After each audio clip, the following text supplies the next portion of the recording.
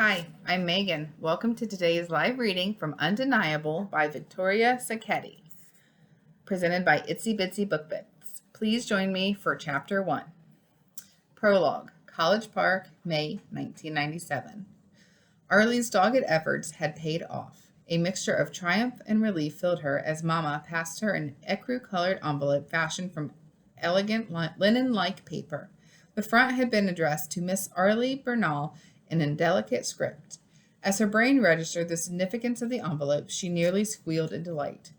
Easy, girl, don't blow it, she reminded herself. Ever since she'd fallen for Kurt Allendorf, she'd behaved and done everything possible to present a dignified and mature behavior for her 14 years. How else would a girl be taken seriously? The invitation had come from Mrs. Marina Allendorf, that Arlie knew in her heart.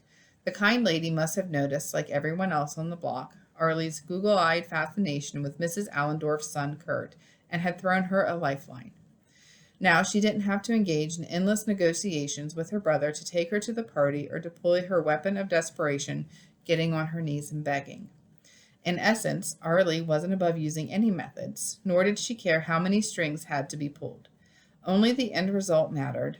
Call her Machiavellian, a term her English lit teacher had more or less discussed in class. Okay, whatever, as long as she got close to her heart's secret desire, Kurt Allendorf, her brother's buddy, she'd spared no effort, especially when she got to see one of his dreamy, lopsided smiles. And if by some miracle the smile should be directed at her, she'd be in her glory. Well, aren't you going to open it? Mama asked. Arlie jerked at the question. She'd been so absorbed in her success that she'd forgotten Mama still watched her with a keen eye. She started to lift the sealed flap, then stopped. Her trembling fingers would belie her fake calm exterior. Giving her mother a non-committal smile, she dropped her arms to her sides. All right, I see you want privacy. With a swish of skirts, Mama and her eagle eyes left the family room. Great, she'd been left alone to relish the moment. But as minutes passed, a different set of nerves and doubts stabbed at her. Reality was a harsh measuring stick. Kurt's graduation party would thrust her into a group of partying high school grads as she fought to be noticed and make her mark. She envisioned the party in her mind. Her brother Nando would send her pitiful "I told you so" glances from a safe distance, his arm around a pretty girl's waist. Arlie had to sink or swim on her own. He wouldn't spoil his night of fun by babysitting his stubborn younger sister. Plus, time and again, he'd warned her to set her sights closer to the ground. 5 years difference between her and Kurt, 4 3/4 by her count, was an abyss. It's a waste of time. He's too old, sis. Check out boys your age.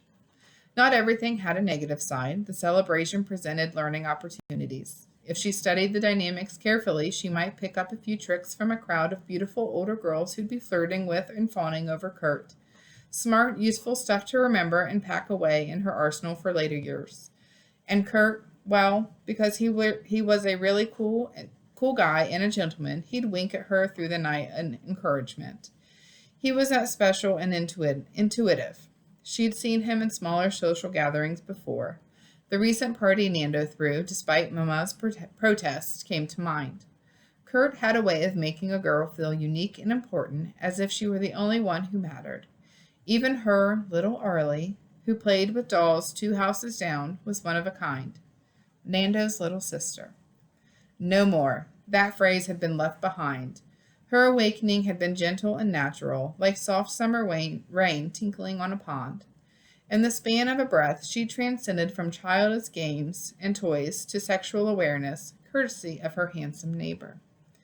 The day was etched in her mind. A month before she turned 12, Arlie had been playing on the front lawn with her girlfriends. Kurt walked past them and smiled. He spoke a few words, and life changed for her. Everything in her quivered. She was acutely aware of his glossy hair, sharp dark eyes, and tall, lithe figure. Words escaped her as she tried to comprehend the sense of longing and ache in her chest. Strangely, not even one of her friends listened or answered him. One would think he spoke gibberish, considering their reaction. Not her.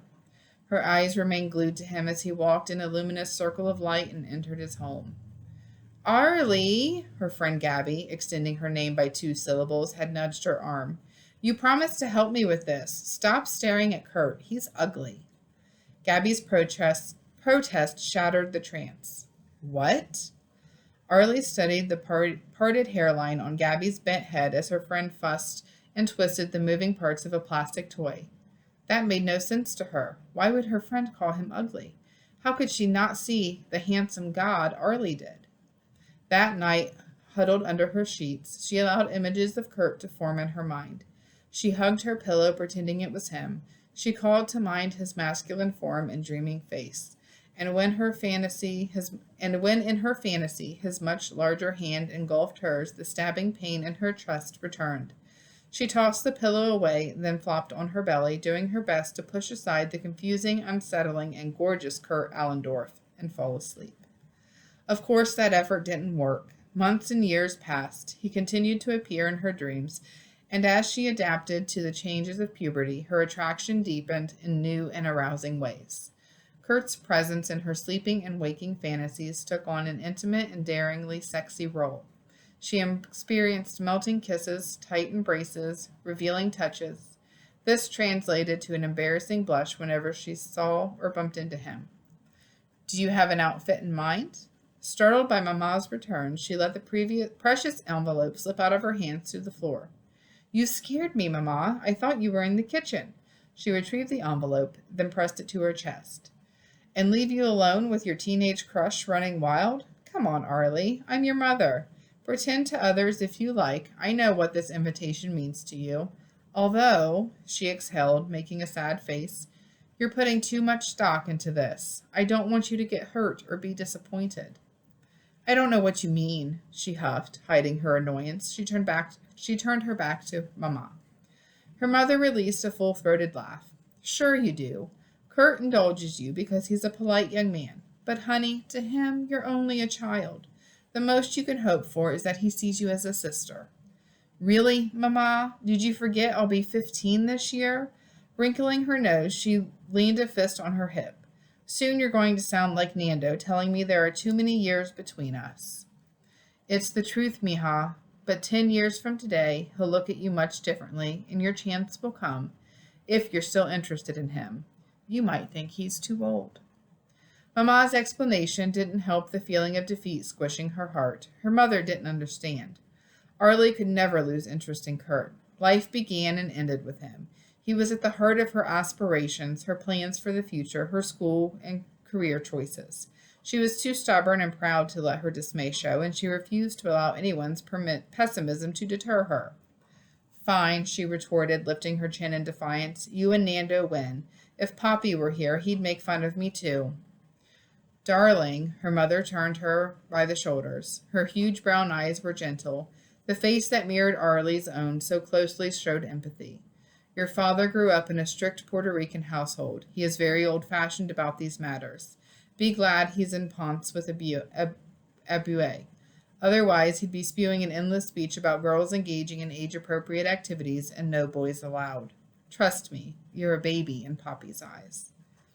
Arlie shivered. The image of her father ex-naying her attendance to Kurt's celebration chilled her to the bone. Mommy, wait. Are you saying he won't allow me to go if he returns before next week? He's not returning, so that's that. But if he did, I'd argue on your behalf. You would? Letting her go, Mama straightened. Like I said, I know this party means the world to you. I fear your heart is going to break when you're thrown into the mix with high school seniors, especially the older girls. I can't protect you from this experience. I can only help you choose your clothes and be here when you come home. She turned, ending the conversation. Arlie glanced at the envelope once more. Her father's decision to move up his yearly visit to the island had been a stroke of luck.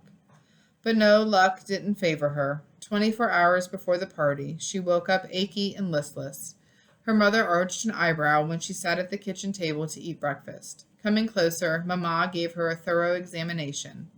Frowning, she whisked out of the kitchen. She returned holding a thermometer, which she stuck into Arlie's mouth without saying a word. When the diagnosis came minutes later, Arlie's world imploded. Mama cupped her cheek, eyeing her with obvious concern. Bad timing, Mija. I'm sorry you can't go to the party. In fact, you won't be going anywhere for a while. Diego's younger sister must have given you her chicken pox. You're burning up, and a few blisters are showing. Arlie's eyes widened. I have what? You can't be serious. Yes, I am. You have chicken pox. Unfortunately, you're a teenager, and the disease may hit you harder. I think Nando was 8 when he got it. It wasn't too bad for him. I'm calling the doctor right away. We must avoid complications. Let's go. To bed with you. I'll bring you breakfast once you're tucked in. As the morning and afternoon progressed, she went from warm to hot. She plunged into a restless, hazy trance full of images and dark shapes. Her mother kept changing cool compresses on her forehead as she crooned sweet lullabies from the island. Ancient melodies from the motherland which had been passed down through generations of mothers to soothe babies and children. Songs Arlie didn't reject or refuse for being too old. She was absolutely miserable, and the doting attention was a heavenly balm. The haze took her to a half-sleep, half-awake state. At some point in her feverish confusion, Mama came into her bedroom holding a vase full of Casablanca lilies. Cheer up, honey, these came for you. She settled the vase on her night table, then held up a card. The note reads, Parties are a dime a dozen. You are 1 in a million. Get well soon. From Kurt? My favorite flowers. How did he know? Mama nodded. He's a good boy. He pays attention. No, she whispered as her mother straightened her rumpled sheets. He's a man. As she closed her eyes, suppressing tears of disappointment, Arlie wondered if this ill-timed childhood disease was an omen of things to come. 4 years later, College Park, July 2001. The storm door slammed shut behind Kurt as he entered the small mudroom. Kicking his wet flip-flops off to the corner, he took the towel his mother offered and began drying his hair. Damn, it's nasty out there, he muttered to himself. Folks residing in this neighborhood, sections of Winter Park and downtown Orlando, were getting pummeled. Central Florida's summer thunderstorms, notorious for their intensity, were a daily 4 p.m. affair. Are you sure the water level is low enough? His mother's voice quivered. Yep. He made another pass at his hair, then dried his sodden arms and legs. I'm sure. Rolling the damp towel into a ball, he walked through the laundry room, dropped it into the washer, and entered the kitchen. She chased him. I don't mean to be a pest, son, but last week the pond overflowed. The precious Japanese-style pond in the backyard, complete with a tiny bridge and floating lotus flowers, was Marina Allendorf's pride and joy. She was obsessive about its care. If it doesn't stop raining, I'll check it again, okay? Kurt laughed as he pulled her close. When she nearly disappeared in his arms, he wondered, as he had many times, whose height he'd inherited. His mother's side of the family was short. His father and relatives were of average height. Squealing, Marina squirmed. You're getting me all wet, she pushed against him. He chuckled, letting her go. Oh, so it's okay for me to get drenched out there, but not you, huh? I don't see why not. The pond is your baby. Marina blinked, making a sad face. Arthritis is getting worse. My hands aren't as strong as they used to be. Kurt gently grasped her left hand, and his chest tightened as he examined the slight deformation in her pinky and ring fingers. He worshipped the ground she walked on. The notation that this insidious disease was affecting her in the prime of her life twisted his gut. He couldn't allow her to think that he was making fun of her ailment. He kissed her head. That was a dumb thing to say, Mom. I was only teasing. I'll take care of the pond as many times as necessary. Don't worry. Thanks. Your father doesn't mind doing it for me, but you know how he is. If it's not writing up a syllabus, grading papers, or reading essays, he doesn't pay much attention. Yep, I do know. Leaning over the sink, he checked the sky through the kitchen window. Storm's moving. I'm getting out of these clothes. Would you like something warm? Tea, maybe? Sounds great. I'll be back in 5. Kurt moved down the hallway in the direction of his bedroom. Abrupt pounding coming from the front door stopped him midway. Marina called out, What is that noise? Someone's outside. Check before you open the door. The closer Kurt got to the door, the louder the pounding and shouting became. As he grasped the doorknob, he recognized his neighbor's voice. He swung the door open. Arlie, what? Help me, the white-faced girl said. Please. Latching onto his arm, she pulled with all of her weight. He's hurting her. Slow down. Who's her? I don't understand. He didn't, but his mind was processing the situation quickly. Arlie's sodden hair was plastered to her face and neck, the tips stripped. Her soaked clothes stuck to her like a wetsuit, and her torn open blouse showed her bra. The hem had been pulled out of her jeans. She had engaged in a struggle with someone. Please, Kurt. Her eyes grew wilder. There's no time to waste. She kept tugging at him. Marina came to the door. What is it? I'm going to Camilla's home, Mom. Call 911. I think there's an emergency. No, Arlie yelled. That'll bring the police. Just you, Kurt. He'll listen to you. Okay. He sent his mother a quick glance. Stand by, Mom. I'll check the situation. Arlie's pretty upset. Be careful. He nodded once, jogged after the girl, splashing through small lagoons on the sidewalk. Kurt bounded up the short steps to the porch. The door was open and a faint light streamed out, illuminating the floor. Talk to me. What am I going to find in there? She turned her huge caramel eyes at him. Nando, he's lost it. He screamed and threw things. He attacked Mom. I tried to separate them, but he's too strong. Kurt clasped her shoulder. Stay right here. I'll call you when it's safe to come inside. Arlie kept staring at the hallway, frozen. Hey, are you listening? Yes. As he stepped into the home, he listened for the sounds of violence or a struggle. Soft, ragged breaths reached him, but he couldn't tell if the sounds came from a man or a woman. Camilla, are you okay? He projected his voice toward the far end of the corridor. Nando, brother, where are you? Talk to me. In here. That was Camilla's weak voice. He hurried to the family room. The sofa and a side table had been shoved over. Broken glass and cushions lay strewn on the floor. Shoulders hunched, Camilla sat at the edge of an armchair, sobbing, her face buried in her palms. His friend Nando stared at the street through a side window. His back was to the entrance, and tension radiated from his stiff form.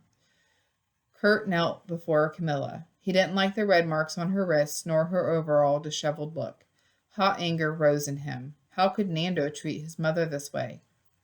Mrs. Bernal, Camilla, let me see your face. I want to make sure you're all right. Slowly, she dropped her hands, revealing her tear-streaked face. She had a few scratches and a small abrasion on her temple and jawbone. The injuries in both places would turn nasty by tomorrow. The ugliest marks came from where Nando's iron grip had bruised her arms. Do you think anything is broken? Do you have a sharp pain anywhere? He asked. No, I don't think so. The words were barely audible. Let me get you some water. As he walked to the kitchen, he paused at the hallway and waved at the girl. It's okay. Come in, Arlie. Throughout the years, this house had become a second home for Kurt. He had been here so often, he knew the location of every item in the kitchen. He filled a glass with water and quickly returned to the family room, mentally cursing himself for his misjudgment.